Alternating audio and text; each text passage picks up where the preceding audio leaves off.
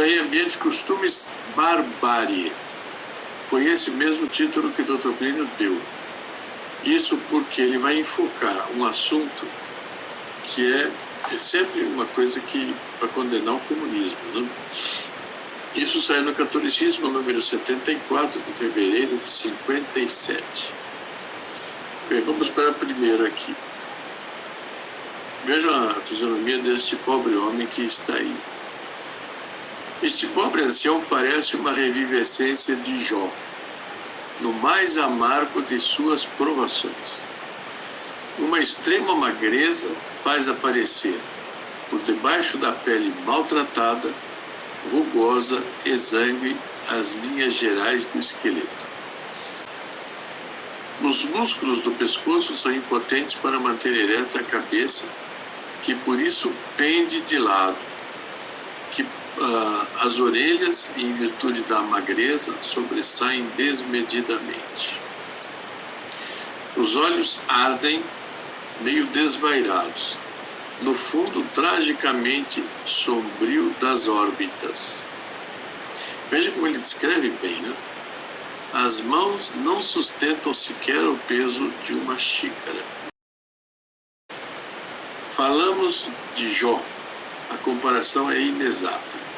O santo varão, esse que apresentou, Jó foi flagelado pelo demônio com graves desgraças, mas estas não lhe tiraram o vigor esplêndido da mente, que, sob inspiração divina, escreveu a respeito da própria dor páginas de uma beleza ímpar na literatura de todos os tempos. É uma coisa bonita que quando a gente estiver muito provado, muito sofrido, ou mesmo antes, ler essa página de Jó, o capítulo de Jó. É muito bonito, muito edificante.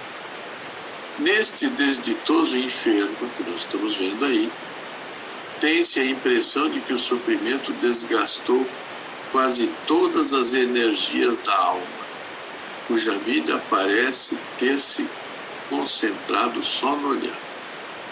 E parece que todo o resto dele acabou. O que resta de vivo está no olhar. Um terrível olhar, alheio a todas as coisas que o rodeiam, e preso na rememoração de fatos e ambientes dantescos, e que são dantescos. Eu sei que alguns sabem, mas eu digo por causa de outros. Existia um homem chamado Dante Alighieri, que ele escreveu a Divina Comédia. Ele então descreve, por exemplo, o ambiente do inferno, e ele pinta assim de uma maneira super trágica e super, vamos dizer, horrorosa e tudo. Aquilo que seria filmes de terror. Então, quando ambientes dantescos são aqueles ambientes como os que Dante pintou. Então, recomendo. E preso na rememoração de fatos e ambientes dantescos que são como que um pesadelo e que todo o seu ser ainda está imerso. Vocês vão compreender depois por quê. Um admirável olhar que conserva uma candura e uma dignidade sobranceiras a todas as desgraças. No rosto, apenas um pormenor sugere a ideia de que talvez se trate de um homem prematuramente acabado, que chegou à ancianidade não pelo curso do tempo, mas por um brutal desgaste. As sobrancelhas se mantêm pretas. Em 1952, ainda, este varão estava em plena atividade. Seus ombros suportavam o fardo do episcopado, tão grande que, como escreveu São Jerônimo, causaria medo aos próprios anjos. Seu nome é Monsenhor Afonso Ferroni. Eu creio que é ordem dos franciscanos menores, não tenho certeza. Sua nacionalidade é italiana. Sua diocese de Lauchkov, na China, caiu sob o poder dos vermelhos, que o sujeitaram a toda sorte de maus tratos. Ele foi torturado terrivelmente. Ele recusou heroicamente aderir ao marxismo. E o resultado aí está. Esse é um homem que é um mártir que não chegou a morrer ainda, né? A ferocidade dos asseclas de Xuanlai, que era da China, deixou sua marca nesta face. Esplêndida expressão dos dois valores em luta, a virtude sobrenatural da Igreja e a infâmia satânica do comunismo. Aqui, ele está aqui, ficou acabado, cedeu, mas ficou desse jeito, mas não cedeu. Ele não ficou comunista. Ele suportou tudo o que lhe fizeram. Nós nem fazemos ideia do que lhe foi feito.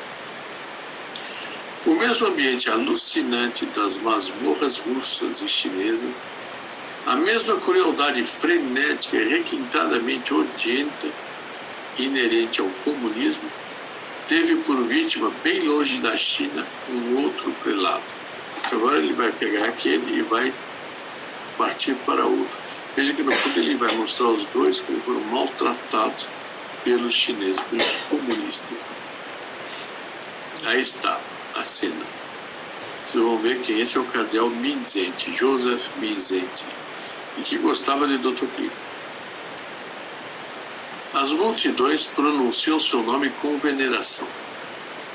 Neste charco de amoralidade, de imediatismo, de corrupção, de covardia, que é o mundo moderno, ele é o varão retilíneo, desinteressado, coerente e intrépido, que provou pelo martírio a autenticidade de seu imenso desprendimento. Ele era cardeal. Eu vou deixar ele dar mais dados, depois eu falo. Milhões de homens, pensando nele, sentem honra em ser homens, e sua intrepidez, Dilo, o vigário de Cristo, que era Pio XII, não sei se era Pio XII ou Paulo VI, causa admiração aos anjos do céu. Isso está na Carta Apostólica de 29 de junho de 56.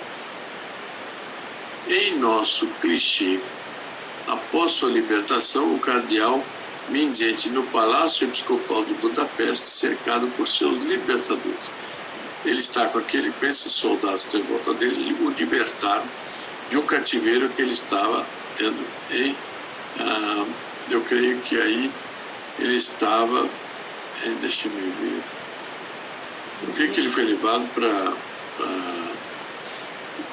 para Budapeste, onde ele era o arcebispo primaz, né? Cercado de seus libertadores. Antes ele estava prisioneiro dos marxistas, mas aqui ele chegou aqui também. Eu creio que ele foi libertado também. Se eu não me engano, ele estava prisioneiro na embaixada americana. E aí o tiraram e trouxeram para cá. O corpo dele, olha o cardeal, de constituição vigorosa, parece ter resistido bem à dura prova. Ele passou por torturas enormes. Para ter uma ideia, ele era obrigado a dar voltas em torno de uma mesa que tinha no chão tábuas com pregos para cima. Ele era obrigado a pisar os pregos e andar por cima das tábuas, só para dizer um. O rosto exprime admiravelmente a varonilidade e a penetração que tornaram famoso o primaz da Hungria. Ele ficou famoso pela fibra dele. A vitalidade, a agilidade denotam a imensa reserva de recursos que o campeão da fé pôde ainda pôr a serviço de Jesus Cristo. Na prisão, ele ainda conseguiu mostrar isso, essa fidelidade. Mas considere esse olhar, sem nada, absolutamente nada de senil é aquela velhice, né, adentada, parece evocar cenas terríveis, angústias inenarráveis, tormentos que, sem recursos muito especiais da providência, aniquilariam qualquer homem. Ele passou por provações tremendas. Vê-se que o cardeal foi imerso também ele no oceano de dores morais ou físicas que é uma prisão comunista. Ele atravessou isto. Ambientes, costumes do comunismo. Não dizemos ambiente, costumes, civilização, porque deveríamos dizer ambiente, costumes, barbárie. Como ter dificuldade em compreender diante destes quadros, a legitimidade eventual de uma guerra preventiva, nos termos em que ela se referiu, a ela se referiu o Santo Padre Pio XII em sua última locução de Natal. Eu não conheço essa locução de Natal, mas ele disse, deve ter dito que seria legítimo uma guerra preventiva contra o comunismo. Então, o Dr. Plínio comenta esses dois mártires do comunismo, um ainda estava vivo, mas que atravessaram o inimaginável. E como seria razoável evitar isto, não? Combatendo o comunismo. Aqui nós temos duas fotos. Uma foto do cardeal Mindszenty, já na última etapa da vida, e outra do Padre Pio. Ora, o Dr. Pio contava uma vez um fato. Ele leu a história do cardeal Mindszenty, e na história que ele leu do cardeal Mindszenty, o cardeal Mindszenty citava, ele contou para nós em auditório isso, citava que um dia ele estava na cela dele, preso, na embaixada dos Estados Unidos, porque ele se refugiou numa embaixada para ser poupado dos comunistas. Ele estava lá, mas não tinha nada, ele era observado o tempo inteiro, uma verdadeira prisão. Aí um dia ele não se deu, não sabe como, apareceu sobre uma mesa onde ele estava um cálice com um pouco de vinho e um pedaço de pão. Ele, mais do que rapidamente, consagrou o pão e o vinho e comungou. E com isso ele teve um alento enorme dentro daquela situação. Ora, muito posterior, o Dr. Pio até comentou qual será a alma que terá feito isto, né? Muito posteriormente nós soubemos que o próprio Padre Pio contou que ele foi até lá em bilocação e não só levou os ingredientes para a missa, quanto acolitou aquela missa catacumbal que o cardeal Mindszenty celebrou. Como é bonito! Como é bonita a nossa Santa Igreja Católica Apostólica Romana. Que atos de uma beleza enorme. E como isso mostra a beleza da alma dos católicos fiéis, dos católicos santos. Não? Mesmo aqueles que não são inteiramente santos, mas têm o desejo de ser santos, têm uma alma magnífica. Por eles, Nosso Senhor ofereceu a vida dele. Agora, veja essa foto aqui.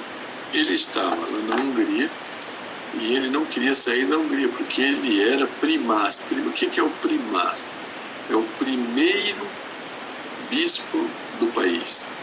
Aquele que a posição dele é do primeiro bispo do país. E o que sucede naquela diocese primaz? Ele é o primaz. E o governo comunista começou a exigir do Vaticano que extraditasse o cardeal Mindszenty para o Vaticano, porque a presença dele naquele país comunista na época, que era a Hungria, desagradava muito os comunistas. E como o governo comunista não conseguia tirá-lo de lá, o que fez o Vaticano? Paulo VI o tirou, chamou para Roma. E chamando para Roma, eu não conheço a história direito, eu não sei o que é esse anel que ele está colocando no dedo dele, que ele já era bispo, mas chamando para Roma, disse para ele pedir a renúncia enquanto o cargo de primaz da Hungria. E ele disse: santidade, renunciar, eu não renuncio. Se vossa santidade quiser, que me demita. E aí então ele foi demitido, mas ele não entregou o cargo dele. Mas o Paulo VI fez isso para agradar o regime comunista. Bem, em 75, ele foi à Venezuela. E lá na Venezuela, ele encontrou o nosso grupo. Esse é o grupo da nossa Venezuela, no nosso grupo da UTFP na Venezuela em 75, mais ou menos. Aqui já tem gente falecida, mas ele estava lá. Ele quis estar com o nosso grupo E ele comentou horas tantas que a próxima viagem dele seria para visitar o Dr. Plínio no Brasil. Quando ele disse que ia visitar o Dr. Plínio no Brasil, poucos dias depois ele morreu. Morreu de que jeito? Não sei. Não sei. Bem, com isso vocês têm alguns dados da análise do ambiente de costumes, mas também alguns dados históricos. Essa é a imagem de Nossa Senhora do Carmo, que em Fátima apareceu na aparição em outubro como triunfante do seu coração imaculado. Por isso, ela está aí.